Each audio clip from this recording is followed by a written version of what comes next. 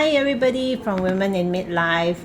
As promised, we have a special Valentine conversation with this lovely lady. Her name is Yvonne, and she owns Love Wins based in Kuala Lumpur. And don't be fooled by this pretty face. She is pretty darn smart as well, and she's achieved tremendous things in her very young life. And so I'll pass it on to Yvonne. Hi, Yvonne. Hi, Karen. Oh, thanks so much for the kind words. I'm not that young anymore, but thank you. It made my day. So tell us a bit of Love Wins and what does it do? Okay. Yeah. So yes, I am the founder and the life coach of Love Wins, and I started Love Wins because of well, I have always been in the education industry, and my work started as an lecturer, and then after that I went to like administration, and then become manager, and then towards the end of my like working career was like I was the consultant in Singapore. So a few years back I was at the juncture deciding like, okay, should I just continue with my consultancy profession because it has served me really well, especially in Singapore, or should I start an adventure, a new venture of my own?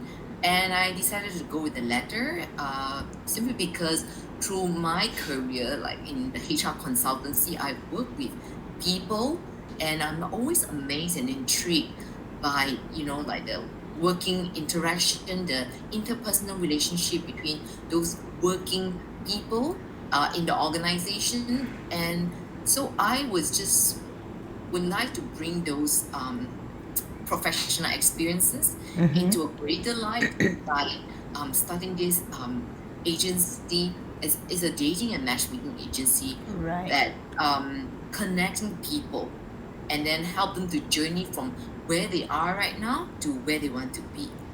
So that hence the inception of Love Wins, and it's something that I'm passionate about and very close to my heart. Very good. And so the common misconception is on matchmaking is what? I mean, what is how are you different from what the society thinks of matchmaking? Yeah, I mean, traditionally matchmaking or matchmakers are those like, oh, usually the parents, come to them and say, hey, I have this like daughter or son, please find a match, find my child a husband or a wife, like then the matchmakers will go to the kampong or like to places and to look for that match, the spouse for the children. But I would consider ourselves as the modern matchmakers simply because we take more of the holistic approach. Like when clients come to us, we will sit down with them and truly ask them what do they really want first, and then probably sometimes give them a bit of perspective because we couple it with the coaching part, which is I believe is a essential and a very important part of the process, like to truly know what do you want, and then if really you're looking for a partner, and then what do you have in mind, like what do you truly want, and sort of in a way have a reality check on things.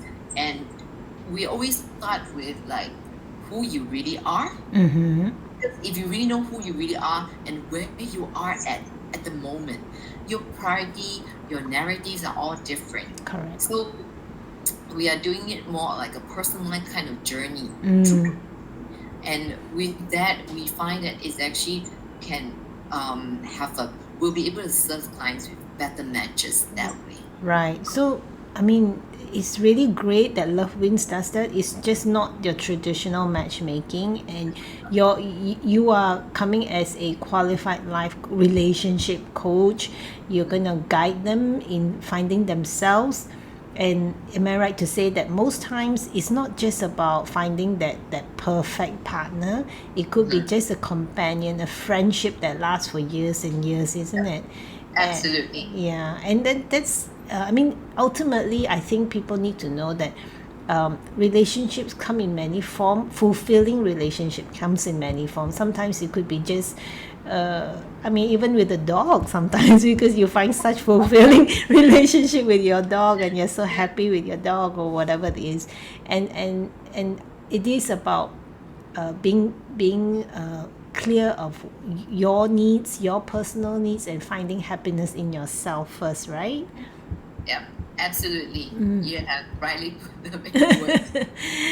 So the reason I bring this up is because, as you know, we are a more mature women audience, and the society, especially Asian society, tends to put a lot of pressure where we are taking care of elderly parents, and then we have adult children, as the empty nest syndrome, and then we put ourselves last, just generally, I would say. And so what would be the challenge that you would like to address when it comes to finding companionship for mature women? Right.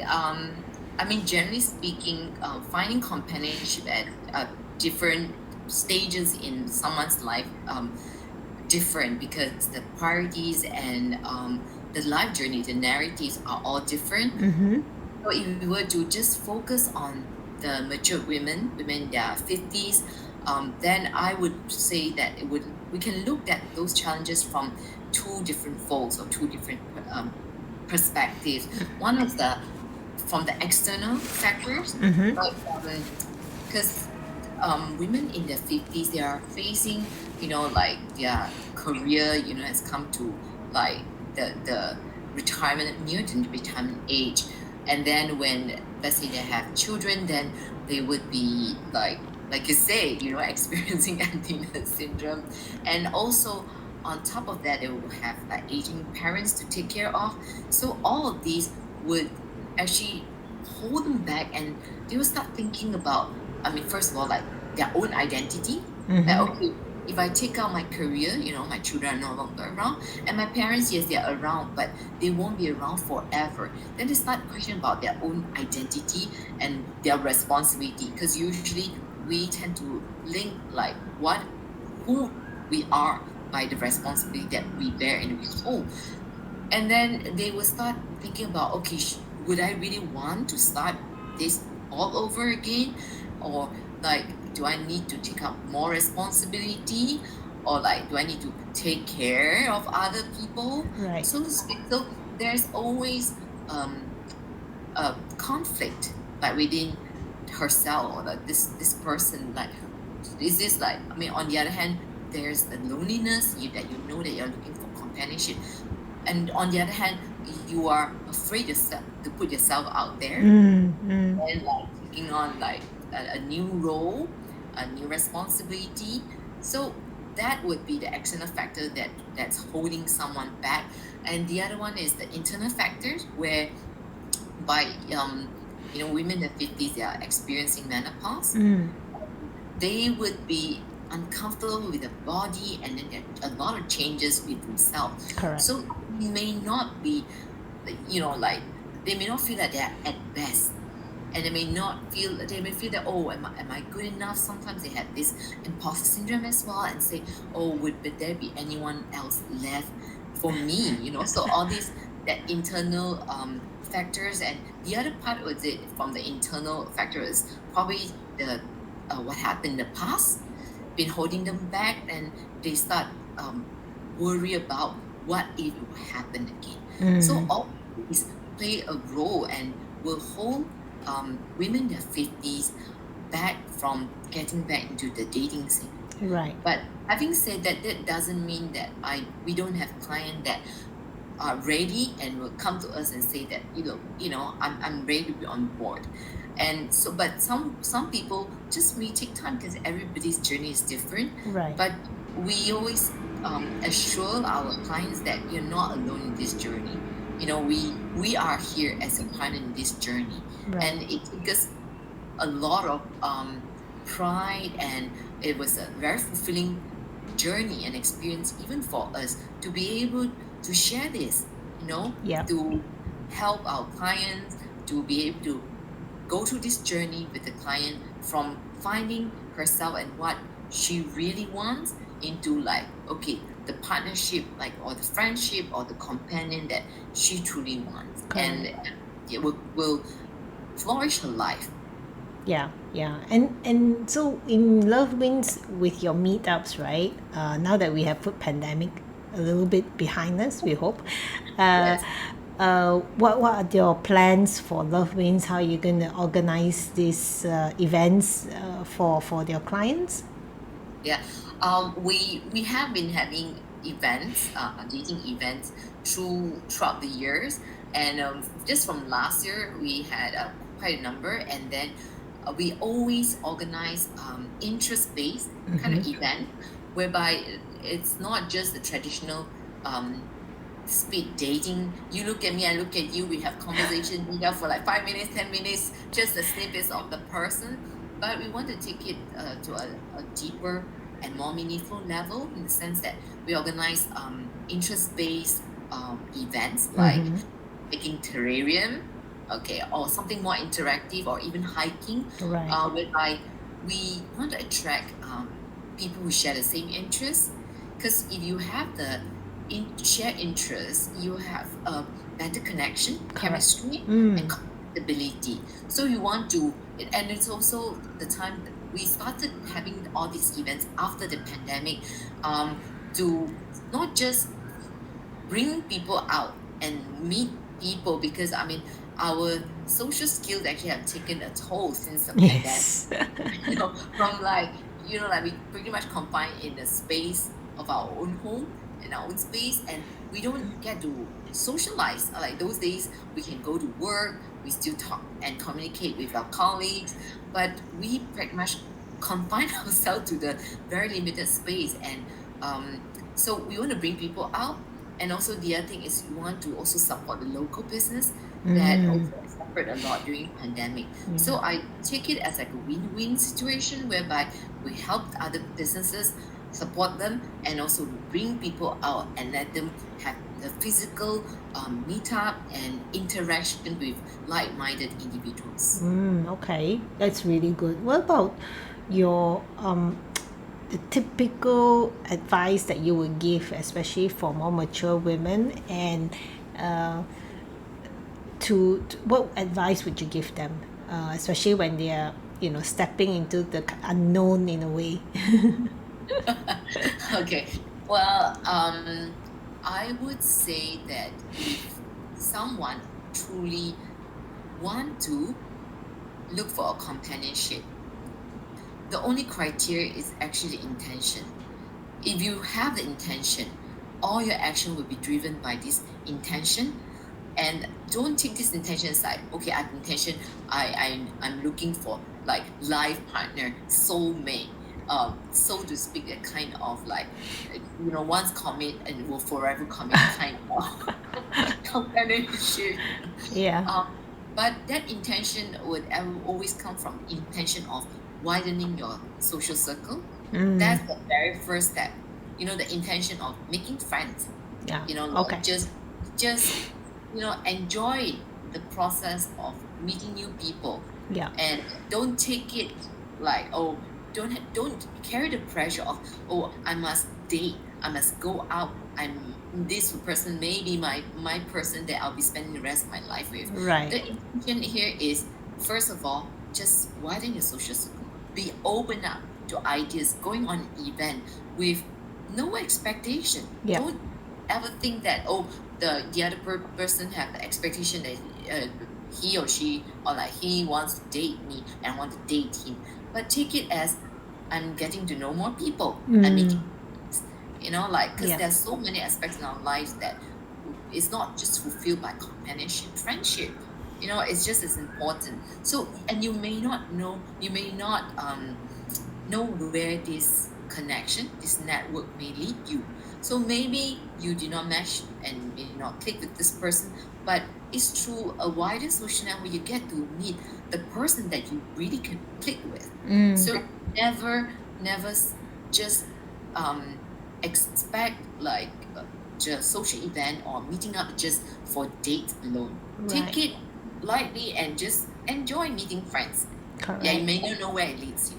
Yeah, I totally agree, and because you do based on experience, and so the interaction is not about the intense. Oh, I need to meet you to for a lifetime partner kind of situation, and just enjoy the activity. And if you meet somebody that you kind of have some common interest, that's already a little foundation that the next time you can have coffee and then get to know that person a little better, isn't it? And no pressure, right? No, oh, I'm gonna marry you in the next 2 days and that kind of thing, isn't it? Definitely, definitely. And as a relationship coach, I would like to add that the the solid um, relationship is always built on friendship. Yes. Because if everything else fails, there's always a friendship. Like you always have the friendship there to build on, like to care about that person. Right. And that's where we see a lot of times the friendship that leads to relationship are the stronger ones. Correct. Which goes to my request to you is, I know you are a relationship coach, and I would love for you to come back on and have more conversation, because there's so many I think we need to address, because as every stage of our life, relationship changes, even as a couple, and how we need to navigate so that you have a more loving and healthy relationship, whether it's with your spouse or with your children or even with your parents. I would love for you to come back and talk to us about that. Sounds wonderful, Karen. Thank you. One of the last thing that I need to ask you is, a lot of ladies in their 50s struggle with new age dating, right? So with Tinder, and I don't know, there's a lot of apps going out there. So how would you what would you advise them, uh, in putting themselves out there? Yeah. Dating app, generally speaking, is kind of like a double-edged sword, actually. It can work really well for some people and may work really against some people, because after all, the app is working based on the artificial intelligence or certain algorithm. So some people may really enjoy it and some may not. And say people in the 50s, as women in the 50s, if they are tech savvy and they would like to try dating app, this is wonderful. I mean, even as a matchmaker, I wouldn't say that, oh, don't trust a dating app. And sometimes if you know how to work, like how to, use a dating app or how to protect yourself, in fact, some of the things that we've heard about, like how dating apps are like full of scammers and all these things. If you know, like, how to protect yourself and how to actually use it to, for your own advantage, it's actually a very powerful tool, I would say. And because that's the app that you can actually start a conversation with people. So Yeah. I wouldn't say that, oh, dating app is really a bad thing. Okay, but I would say that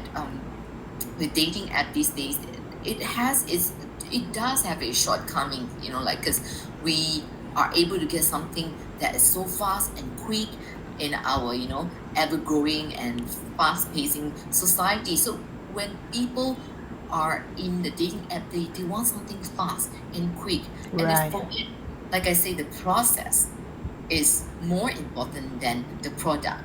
Okay, so a lot of people know the product, how many matches I have, how many people that I get to go out and meet with. But if you really sit down and look at these matches, I mean, it's something that can build in such a short time. And how good, what is the quality of the matches that you have, or the date, and how far how Right. long it's going to keep going, or how far it's going to get you. So but I wouldn't say that this is like a complete no.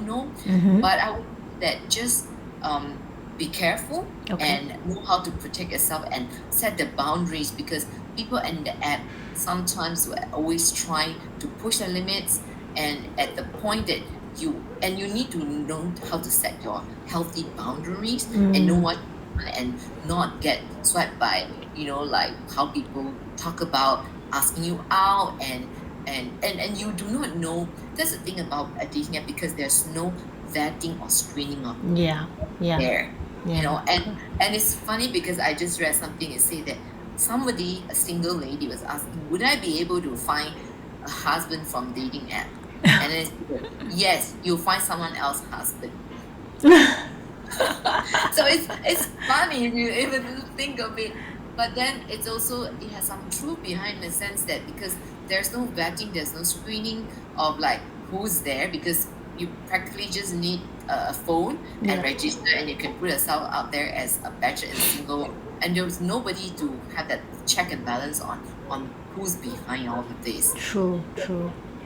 So I mean, well, you can go there and probably like chat, but if it's something you're not comfortable with, don't do it. Don't just follow the trend and do it because everybody else is doing that. Correct. Just, Yeah. listen to yourself and what you truly want. And I have a lot of clients, young clients, like I'm talking about early 30s, they would not go on the dating app. They just would not say that I don't trust dating app. Right. And so you also have on one hand you get that this pool of candidates you can choose from, but on the other hand you also have to look at its the downside of joining this dating app. Right. I mean, it goes down to what you said earlier about knowing who you are and what you want, isn't it? So, Yeah. so I mean, if you know who you are and you know that maybe you don't like taking that kind of risk, or you like to take it slow and easy because you want to search for that ideal partner kind of thing, then it will be better for you in the long run. Where else in the app scenario, it will definitely speed up the process, but at the same time, are you able to handle the risk that comes with it, or maybe is it going to be just a short-term high, that kind of thing. So it really about knowing who you are and what you want from this, right? Absolutely. Yeah. So I wanted to just say thank you for coming on board, and I want to tell all the audience, please look down in the description, subscribe and like the video, because there will be also all the details of Love Wins with Yvonne's website and IG, and the events and all the meetups that she will be organizing. And I look forward to have more conversations with you, and that we will have more relationship issues that we can uncover together. Okay. That Great. sounds wonderful. Thanks, Karen. Yvonne. Bye. Bye.